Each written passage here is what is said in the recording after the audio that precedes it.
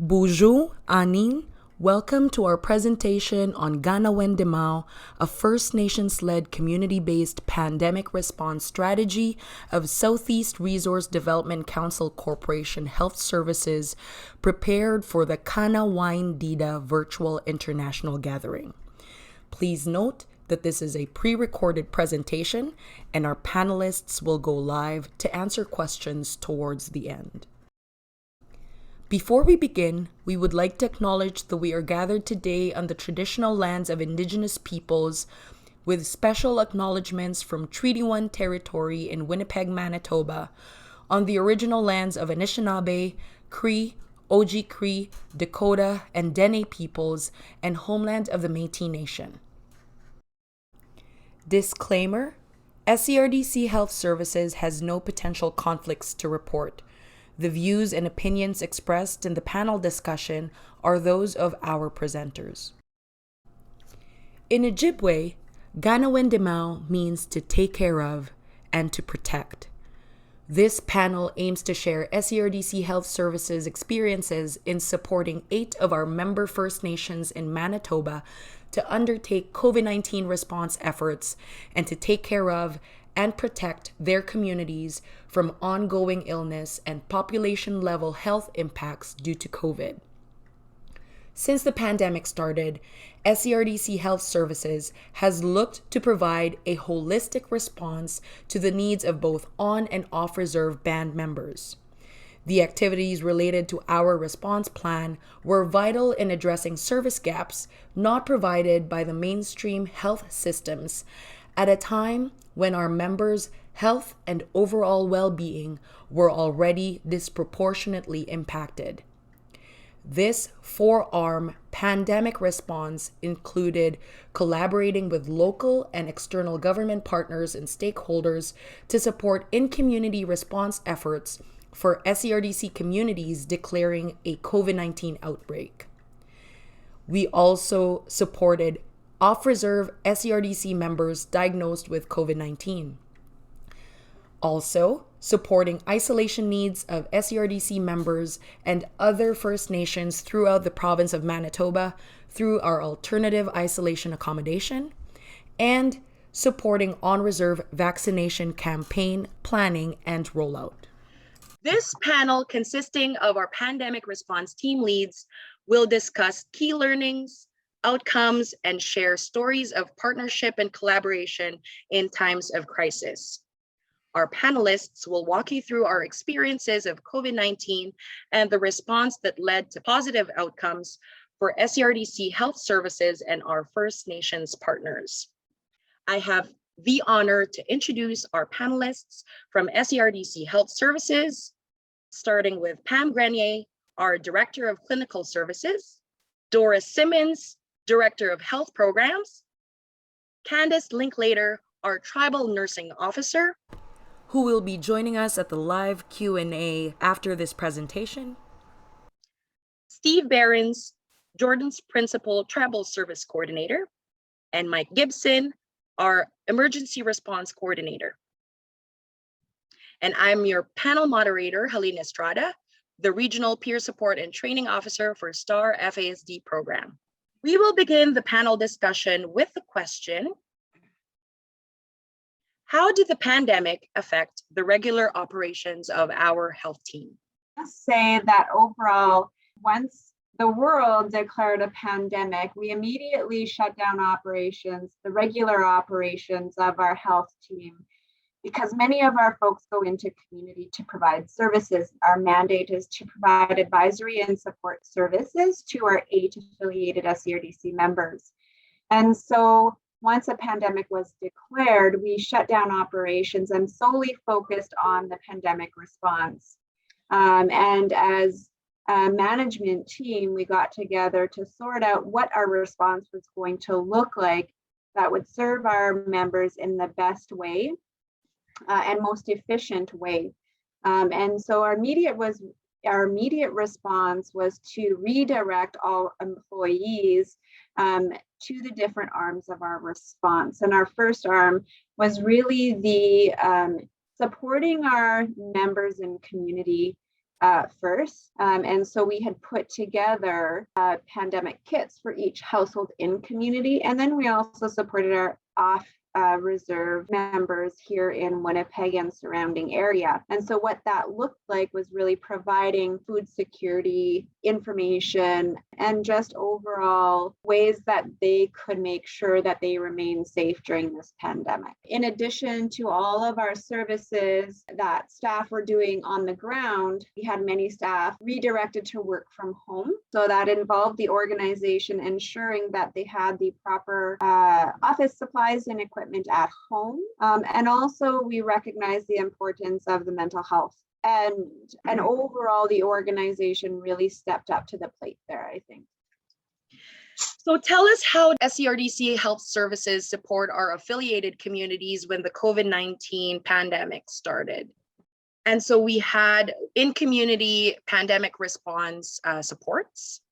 So SCRDC really helps support our affiliated communities at the beginning of the pandemic. Like I had said originally, is we just made sure each household had information packages around COVID-19 and what that meant, how to keep themselves safe, how to properly clean and disinfect their homes, what were the signs and symptoms of COVID-19, and then if they needed any support services, who to access from our essential service providers at SCRDC. So during the initial early days, I'm going to say, of COVID-19, we really made sure that our team and essential service providers from our team were present and available for any questions that community members had.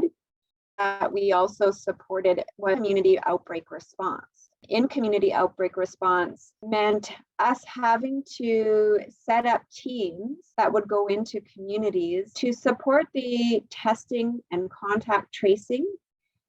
We also had members that were to support mental health needs of our communities, and that included ensuring that our community members had a culturally safe and sensitive response.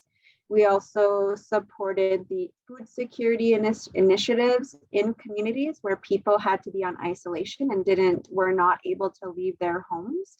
So our staff went into communities and would build hampers and deliver that house to house as needed. We worked with many in-community staff members, including health directors, nurses, outreach workers, nursing stations. And so it really was a coordinated effort with federal and provincial supports and in-community supports at that time.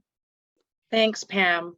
Dora, do you want to tell us a little bit about the off-reserve support?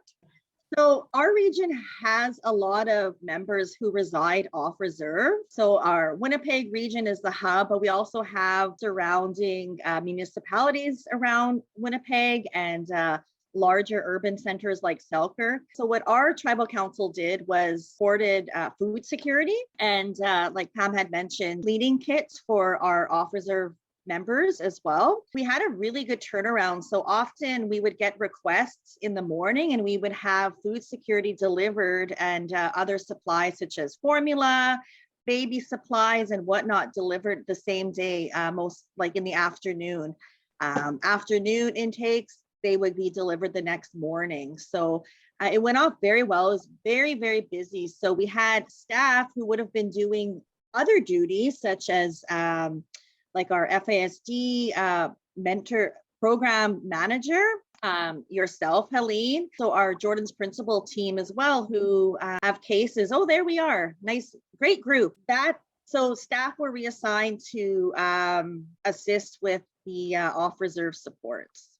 Yeah, that was a really fun experience that we had, and we really worked together as a team and collaborated really well. What was really helpful to our members was the nutritional value of the food. So we gave fresh meat, fresh produce, fresh dairy, and we did have to give some canned goods as well, but it was like canned tuna, so different canned meats as well. And of course, some pasta and pasta sauces as well. But we ensured that what we were providing to our off-reserve members was low sodium, not a lot of sugar, in it as well, just to meet the nutritional needs of our members.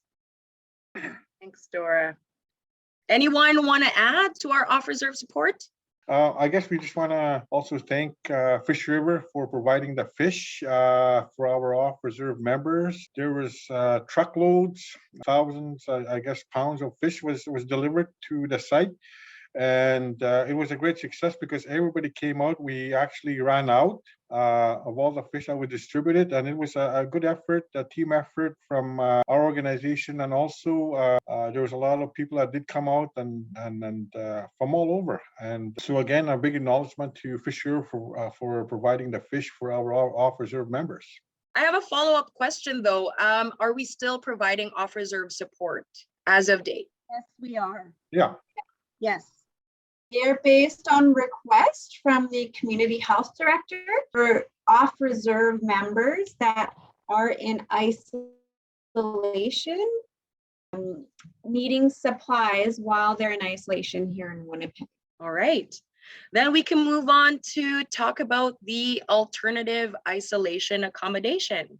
Yeah, for sure. So Southeast, based on the need of alternative isolation for our communities, we decided to come together and put in a proposal to help the Southeast communities. And by doing that, we started our alternative isolation accommodation site. Here you see on the screen the picture of a facility that we are using for AIA. At the facility here, we can accommodate Southeast members and non-affiliated First Nation members in Manitoba who may need to be in isolation because they are either COVID positive or a contact to a positive case. Additionally, we do support clients who are living with addictions as well. So at the site here, we have a full clinical team and support services, including mental health, cultural support, security, and housekeeping and all the necessary staff and human resources needed to run a 24/7 facility. And also medical transportation. And so I would say that we do have a staff of probably, Dora, how many staff do we have there now? A good estimate would be 40. I don't know offhand, plus our SCRDC, I'm not including them, our SCRDC staff who have been reassigned to work at the AIA. And then we'll move on to the mass vaccine clinic. Mike, how was your experience with the mass vaccine clinic rollout? My experiences so far with the mass vaccine has been challenging in the respects of so many different personalities, both trying to coordinate everything and in all of our involvement, especially with the Canadian Armed Forces and the Canadian Red Cross. You couple that too as well with all the different personalities that enter inside. We have a lot of people that have a lot of concerns, a lot of fear, a lot of questions. So it's very challenging in that respect moving forward. I think too, another challenge moving with these mass vaccine clinics, it can be very stressful on everyone that's involved. And I've seen it in amongst both the people that help us and within our own staff. What we try to do with that is we utilize a lot of humor while we're off site from here, just to try to break that down and try to keep everyone grounded so that we're not all getting stressed out, because it can be very stressful for everyone involved. So, so far it's been working. But I do see that the longer this proceeds, that it is going to continue to be challenging. And humor does help, like lighten things up, you know? Steve, can you walk us through the cultural support that SCRDC Health Services provided? I just want to talk about the cultural services that we provided both on and off reserve. And I had a good opportunity and to work with my friend Louis Young, who I would like to acknowledge at this point because we work together both in the community and then sometimes in the off reserve also. One of the things that was so effective, I believe, was that there was a lot of fear in the communities, both on and off with the pandemic, especially the people that were in isolation because your movement was restricted. You couldn't see your family, but you could talk to them over the phone and so forth. And I think one of the things that we were able to do is that we were able to go on a local radio, and each community had a local radio. And this is where we shared our messages. And one of the things that we work well together is because he comes from a traditional background, and I come from a Christian background, and our communities are either one or the other, or so forth. And I think, and we were able to relay a lot of messages through that way from our view, and also just to give a lot of encouragement, because like I said, there was a lot of fear throughout the process, through the isolation.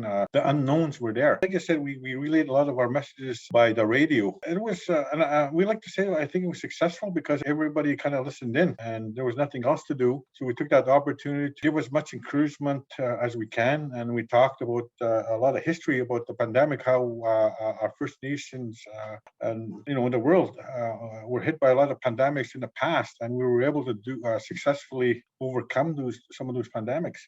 And I think, like I said, language had a big part in it because Louis and I speak the language, and we were able to express a lot of information in our own language. And I think that kind of eased, and we kind of had to go through that barrier of the communication, the language barrier also that was there.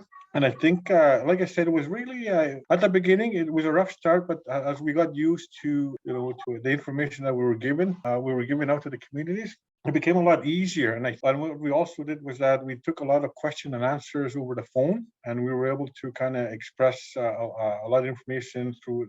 And the communities had a lot of questions because, like I said, they didn't know too much about COVID, and we had to make sure that and mental health was a big part of it because there's a lot. Yeah, there was a lot of fear. Yeah. We were losing community members. We were losing friends, family that we knew personally. And that was difficult. So we had to go back and express a lot of encouragement and support, and just to kind of keep people together on an even keel. And I think that was very important. And because all of this is really new at the time, it's just good that you and Louis worked really well, and you were a great team, and that you were a familiar face in the community. And the community members put a lot of trust because you speak the language. And that you were there to debunk some of the COVID myths and to reassure and be that friendly voice, be that friendly face in community. And it was really hard too, right? Because the communities were like on lockdown, and it was at the time like hard to have us like come in. But with the relationships that we have with our affiliated communities, we were able to support them in that way. I guess one of the things that really helped with humor, Louis, he has a lot of jokes, and we were kind of like worked around that, and then kind of and humor helps, and I think that kind of eased a lot of people in their homes, and that was something that was really important, that we didn't want to preach any doomsday catastrophes. Yeah. I think we had to provide humor, telling. Yeah. We did a history of all these pandemics and that happened in the past, and I think that was it, because like I said, when you ask a family to isolate, they just can't move about. Like most communities, you just go out and go visit your family, friends. You don't even knock sometimes. You just walk in, and and it was hard to ask them to stay home. And a lot of these individuals were also alone. There were a lot of single men and women that weren't used to this. So when you ask them to isolate, they were by themselves. And I think, and this is what we wanted to do. We wanted to offer hope, encouragement. And Louis did his prayer in the traditional way, and I did mine in a Christian way. And like I said, that really helped. And I believe that really helped our communities to kind of provide hope and to hang in there, and that we were going to get through this. And I think we always have to do that every day. It's easy to get lost in fear. It's easy to get lost in the unknowns. And especially when the lockdowns were happening, and especially in the winter, the days are shorter, and it gets dark easy. That's when the fear kind of And I remember we were getting a lot of calls. Like I said, we gave out our numbers, phone numbers, and we were able to contact a lot of people over the phone for mental health, wellness checks, and so forth. And I think we had to continue always. We did that every day, and we got a lot of calls even at home when we got back from the communities. And people that need encouragement. I know we did a lot of prayer over the phone. And I did a lot of prayers over the phone. People just needed prayers, and we did that. And I think moving forward, that needs to continue, and we're always going to be there to provide that service for our communities. Thanks, Steve. So this is a question for all. If anyone would like to share their personal experience encountered during deployment, what is the biggest challenge that you'd experience while rolling out our pandemic response plan? Dora, go ahead. I'll touch base just on something that Steve kind of mentioned in his update was our people are very social. Steve had mentioned that people will just walk in. That's just our culture. They'll just walk into somebody's home without knocking. The band office and health centers are gathering places for our communities, and so are the schools for our children in the region. So to have those closed down was very, very difficult. And people struggled to comply with public health orders. So they were visiting like their aunties, uncles, grandchildren, and whatnot. And it was very difficult to implement the various public health orders. Also the schools as well, to have them shut down abruptly. They're a meeting place, not only for children, but after hours, there's events that happen for the community. Band office, especially to limit the amount of traffic in a band office. For those of you that are familiar with communities, like that's a major hub in the community to meet and gather. Does anyone want to add to that or share another biggest challenge that we encountered? I guess one of the biggest challenge that I faced is that I had to calm my own fears. What I mean is that we had to challenge ourselves too, because of the fact that too we were putting ourselves at risk of what was happening. Getting exposed to the COVID virus, but at the same time leaving our homes weeks at a time to communities, not knowing what to expect in those communities. And I think those were one of the fears I had was that the fact that I'll be putting myself at risk also of being exposed to the virus, and how that will affect my team I was working with, and how would that affect me providing the support that I need to provide along with the team in these communities. So there was always these questions, when you have to go to the communities, you're leaving your own home, you're leaving your own comfort zone, and you're leaving and you're leaving your family, and then that itself is challenging. And then we had to have a mindset that to be ready, not knowing what supports are going to be in the community when you get there. So it was good that we had that team, and I'm happy that I had a team to work with. We supported one another, and I reached out to them and in certain occasions just to get their support mentally, and I think a good team effort was needed, and that was challenging because, like I said, I had my own personal fears going into these communities. For sure. Putting myself at risk or my family at risk. Yeah. Thanks, Steve. Yeah, I think, in terms of the pandemic response, nobody expected this pandemic to last as long as it did. And as a care provider and a nurse by trade, understanding the large scale scope of effort and response that needs to happen is constantly changing every day with this pandemic. Our communities are some fly in, and so at the beginning of our outbreak response that we had, our first outbreaks happened in two of our most remote communities. And to figure out, some of the little things that we would not anticipate, learning how to set up isolation tents, in a community that's a fly-in community, how to get it transported there, onto tarmac, and then over to the community that's its own island as well, learning how to work with different trades to be able to just set up this portable, they say, isolation was really a big struggle. That was like a thorn in my side.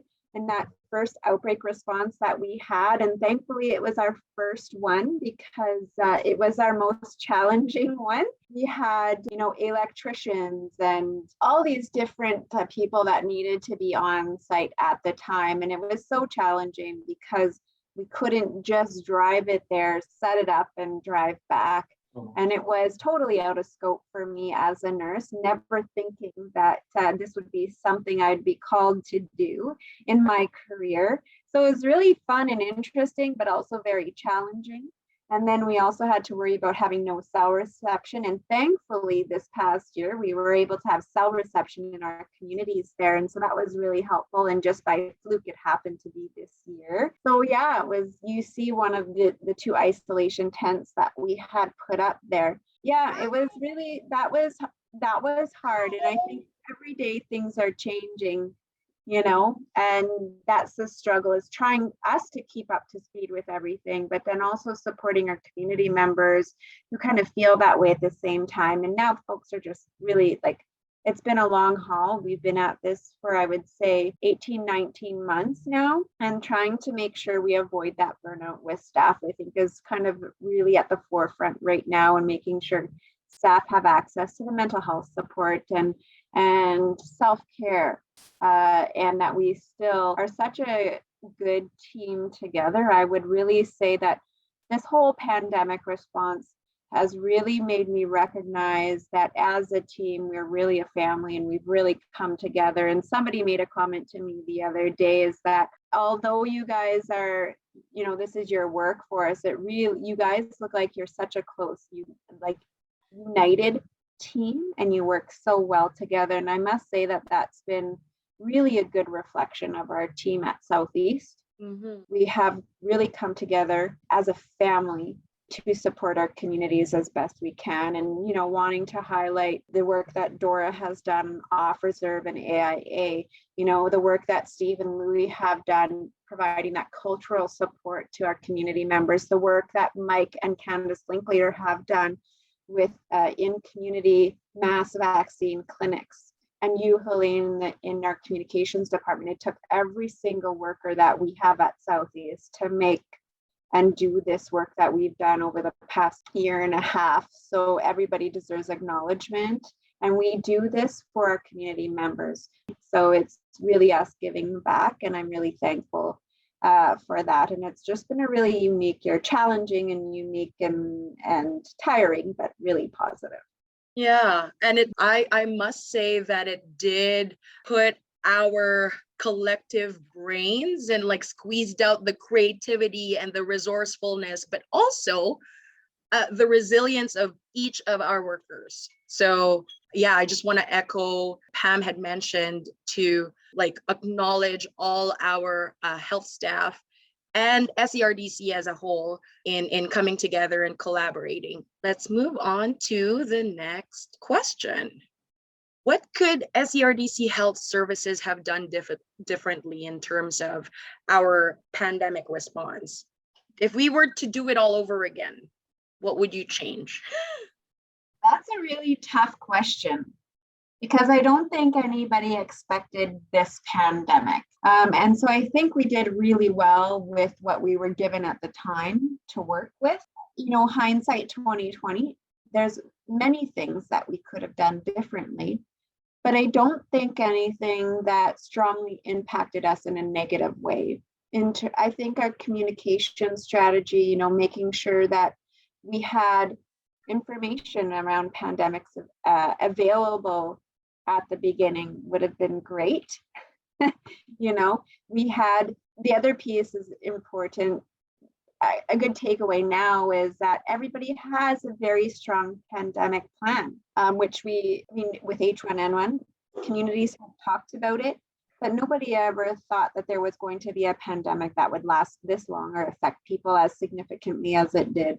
And so pandemic plans are hugely, we want to stress how important they are. When we talk about support services for our staff, making sure that we do debriefings regularly with the teams that are going into community, and that there's really good organized planning in terms of teams going in, what their roles are, and what they're actually going to be doing in community.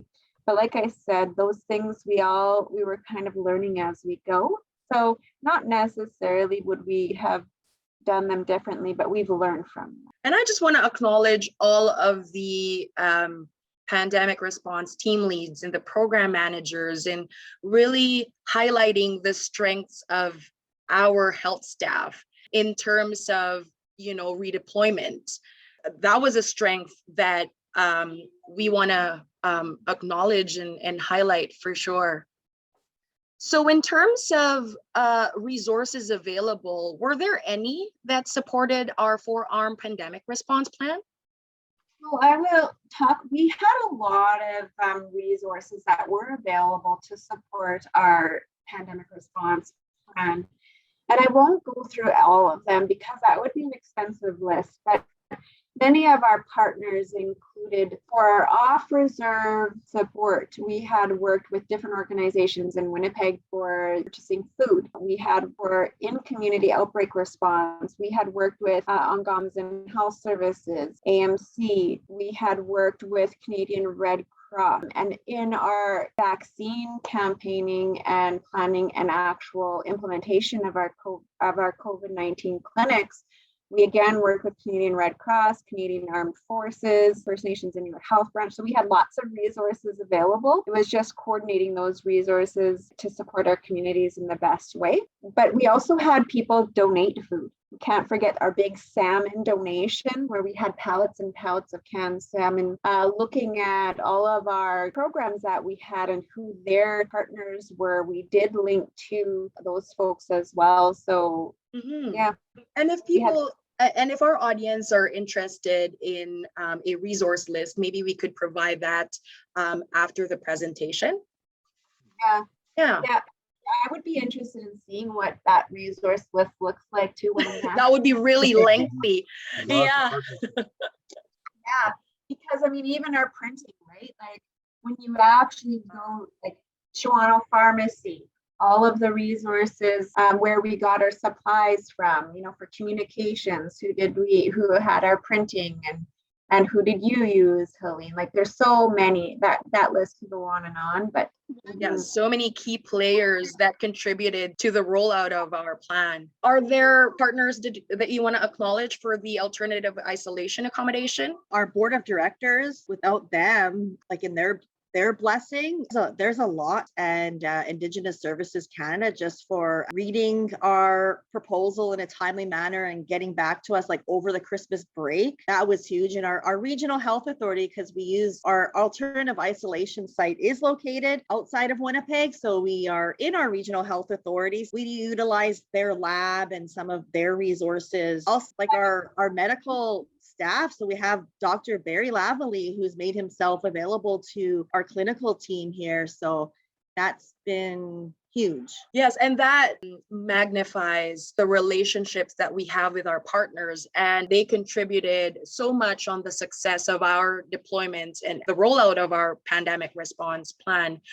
Could you share us success stories during deployment? Can we talk a little bit more of our success with AIA? Something unique that SCRDC Health Services implemented was our harm reduction strategies and our managed alcohol support for clients that are living with addictions and needing to be isolating away from their families, away from their communities at our AIA site. And some of those successes come from there, where we have clients who are really suffering, not only losing loved ones during this pandemic, but then living with these addictions, coming into our AIA site, having the support of our cultural provider, our mental health staff, and being able to access harm reduction and manage alcohol programming while at the site. The success of keeping families together so that more harm does not come. And then from there, then linking them back to mental health and support services when they went back to community. So I think that's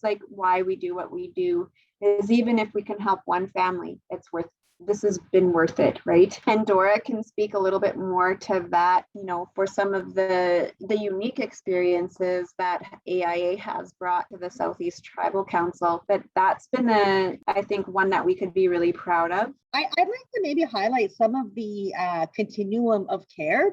Many of our folks that come and isolate with us at AIA often are marginalized and stigmatized in their own communities. Many of them are living with addiction issues, mental wellness concerns, and many of them have isolated themselves to obtaining help for some of the struggles that they're living with. So here at AIA, we offer Western approaches and traditional methods as well. And what I find just great knowing that some of our folks that come here have accessed mental health therapy services, and they've wanted to, and that was their first time ever speaking with a therapist and having several sessions with our therapist. That once they've returned home, they've requested our therapist to connect with their FNIB-funded therapist to continue on with therapy. So that has happened on several occasions, and I'm very, very proud of that continuum of care.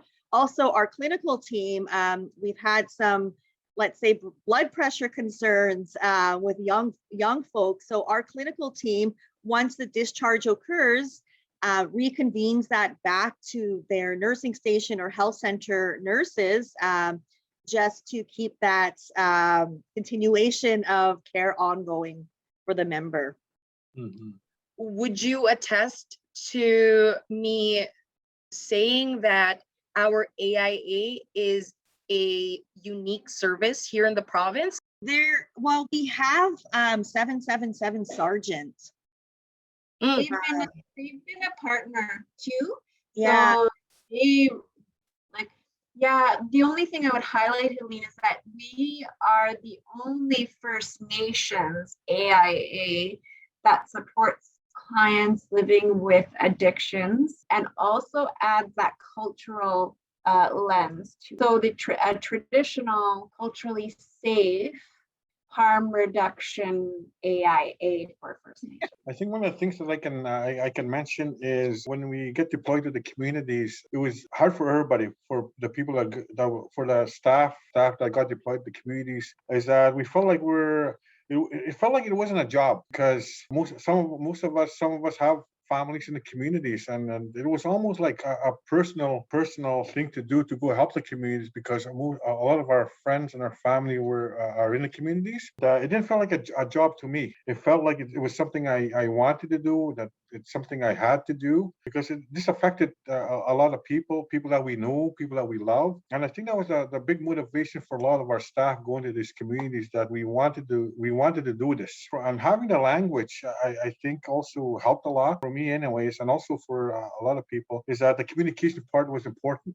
You had to relay a lot of information, a lot of encouragement. And I think now that I go back to the communities, I get a lot of "Hi, Steve," they were happy. And I think it was kind of like when we were going on radio, they matched the voice to the face, and I see that with a lot of staff. And I think a lot of our staff can also say that when we do go back to the communities, we see a lot of smiles, a lot of waves, and I think they appreciate that. The chief and council certainly appreciate it, and I think that's a good feeling, knowing the fact that you're getting acknowledged, but at the same time, we're on the same boat, and it's a give and take. And when I see community members, I wave, I tell them it's good to see you, and then there's a lot of smiles going back and forth, and it's good, and that's a good feeling, knowing the fact we went through a struggle, and it's still there, but at the same time, it was really hard, and I think for our staff to work hard, and also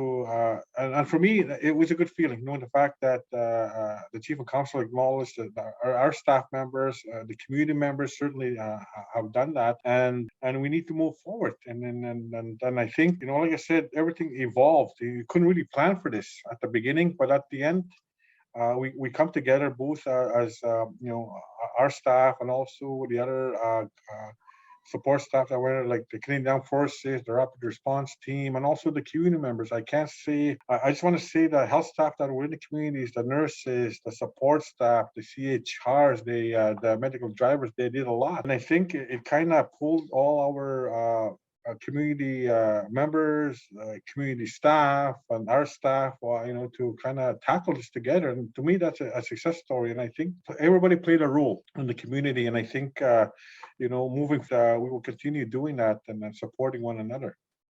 Agreed, 100%. Thanks. And this is the speed round. Give us one best word to describe SERDC Health Services COVID-19 pandemic response.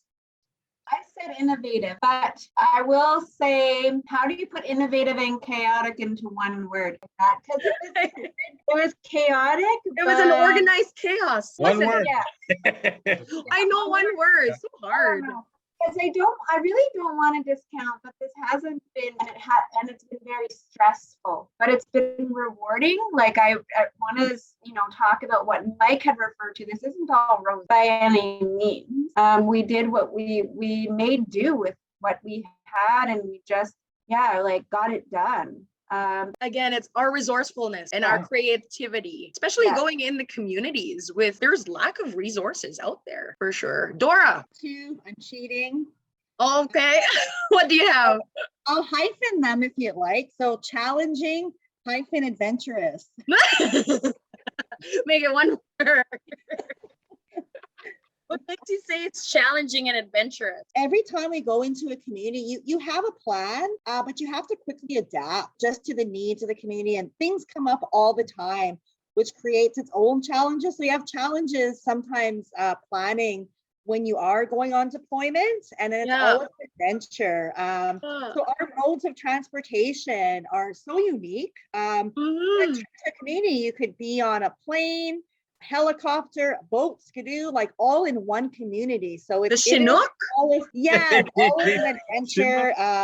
And staff are always up for the challenge. You can try and prepare staff like the best you can, but something always comes up. And definitely our staff knew how to roll with resistance and just go with the flow. Absolutely. Yeah. Mike. Juggling act. It's not one word. And I think that it was a juggling act. Yeah.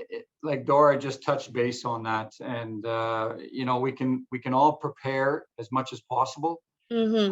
We have some experiences now going into some of these communities, but that still doesn't mean though that we can be fully prepared for what may come down the road. Everything changes daily with now the variants coming in. Still having issues with some people in communities that we've already been to twice. Those are challenges, and especially for people that may be on the outside looking in, they may be questioning, well, why is this happening? We've already been there. Well, you weren't there, and we were. So, just like any other natural disaster, you can try to plan as much as you want, but then real life comes into play, and a lot of different stakeholders, a lot of different issues. Communication can be taken a little differently from one person to the next. Yeah, which can have a huge effect on the clinic. Can we prepare, and would we look back and change anything?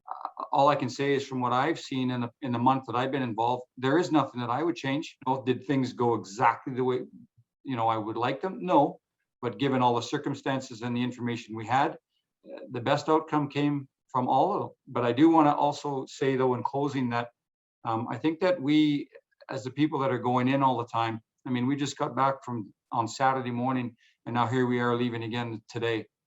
So even though it has been fun and it doesn't seem like work, it does take its toll. And I think that we all at SERDC have to start recognizing when it is taking that toll, because as caregivers, if we're not healthy and strong, then we're not effective helping the people that do need our resources. Steve. I want to say a few things. I guess teamwork is certainly the word I want to use, and also different hats. Staff had to wear different hats at different times. Even though some of us do specialize in nursing, social work, and all that, but and then we ended up doing different tasks in the community because not all staff were present because they had to isolate themselves. And I think there was a lot of perseverance. And we had to do what we needed to do. I must have had 5 different hats in one community. I must have been wearing 5 different hats. One of them was being being a radio broadcaster was one of them. A mental health worker, food delivery guy. Yeah. Another one. Another one was being a comedian also, And it because can get confusing. Sometimes you have to color code those hats. yeah, Right? yeah, because you had to do what you need to do to ensure that you're providing as much as you can to the community. And like I said, it was difficult, and security was another one, and then so there was a lot, and then I think that was important, that you had to try and fit and fill in the gaps when you needed to, and then translating was also another thing that I needed to do. And all of us, each and every staff, had different hats in different communities, because like I said, sometimes there was nobody around, and so you need to do different things at different tasks, and multitasking was another one. So I think there was a lot of dedication. That's another word I would like to use. That SRDC staff, there was a lot of dedication, because you had to leave your own family to provide the service in the communities. So Yeah, we really have really like passionate and dedicated workers out there. And so we would like to open the floor for any questions our audience may have for our panelists.